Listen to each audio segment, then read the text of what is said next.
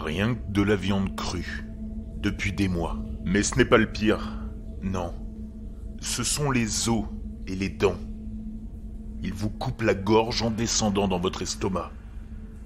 J'ai tout le temps mal au ventre. Mais je ne peux pas vomir. Jour après jour, c'est toujours la même chose.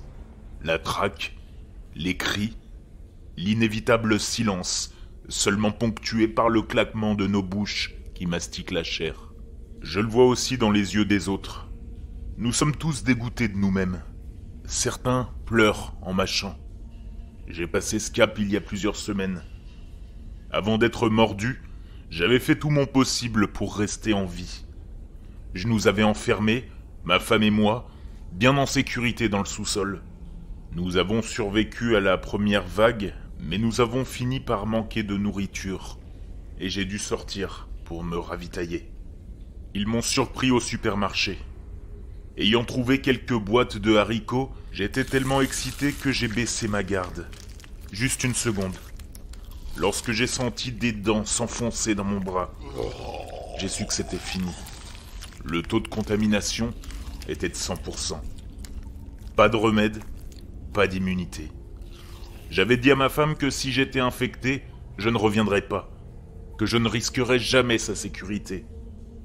J'ai attrapé mon arme, et je l'avais presque pointée sur ma tête quand l'un d'eux m'a attrapé le bras et m'a arrêté. Ils m'ont plaqué au sol et ont attendu que la maladie prenne le dessus.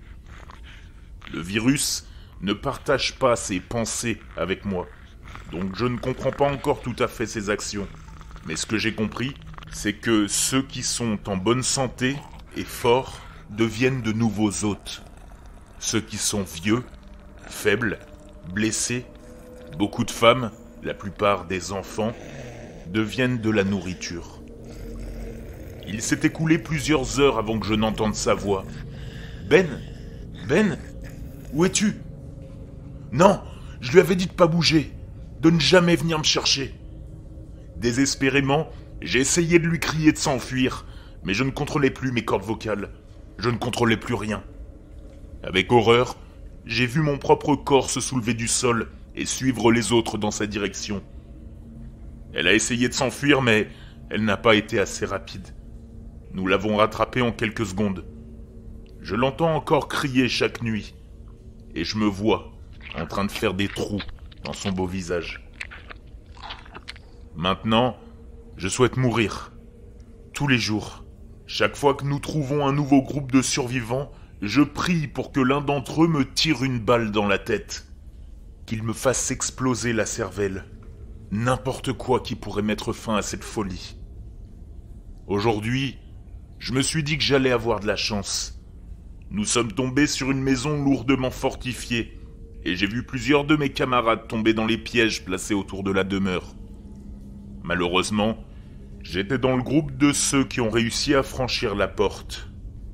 Le survivant a arrêté quelques-uns d'entre nous avec son arme, avant d'être à court de munitions. Et, inévitablement, nous l'avons submergé en nombre et l'avons maintenu en place. Il était fort, il allait devenir un nouvel hôte. Dans le malheur, je me suis dit qu'il n'y avait pas de nourriture, personne à manger pour le moment. Puis, j'ai entendu un enfant gémir dans la pièce voisine. Et nous avons tous tourné la tête.